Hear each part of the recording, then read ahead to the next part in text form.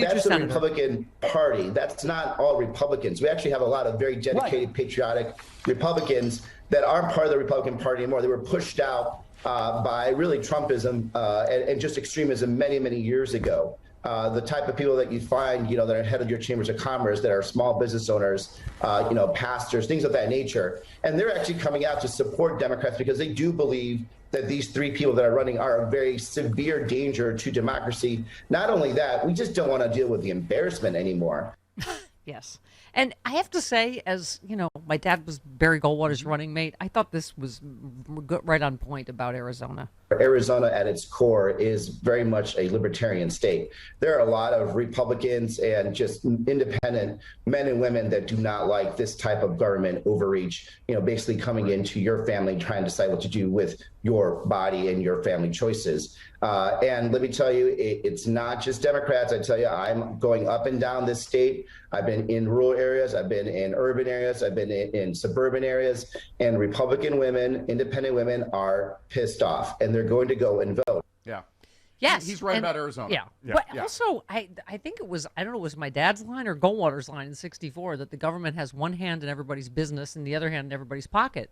So they were always for lower taxes. Right. Like, that's something we can, argue about, how we feel about. But they were always small government, that they don't want the government's hand in their business. And this Republican Party is entirely about that, right?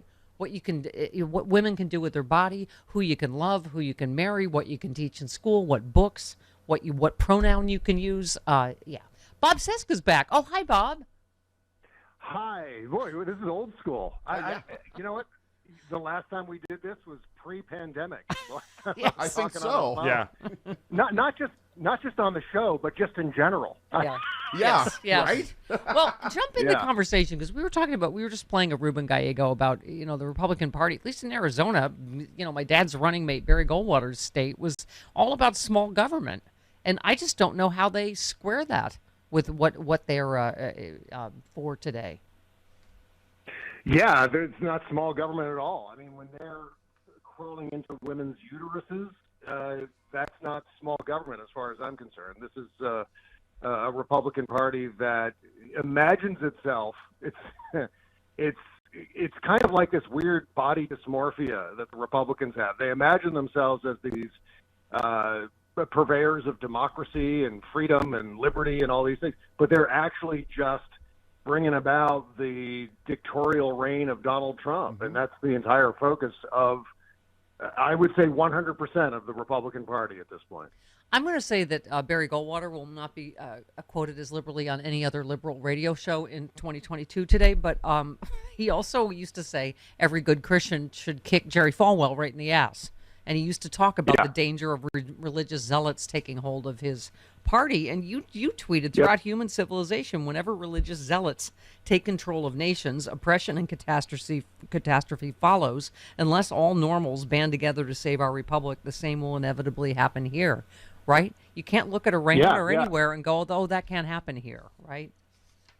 Sure, and I've been thinking a lot about this particular thing, mainly because of the Herschel Walker abortion situation, and how that exposes this religious dogma backing what they're trying to do with secular law, passing all of these abortion bans and so on, bans against trans people and on down the line. And there's a level of disingenuousness that is off the charts with citing religion as the unwaivable reason why we have to ban abortions for without any exceptions whatsoever. And it exposes the inconsistencies and the gelatinous nature of religious dogma, where it's negotiable. It's not really extra points for gelatinous. Thank you. And their orange god is also gelatinous, so that's extra points today.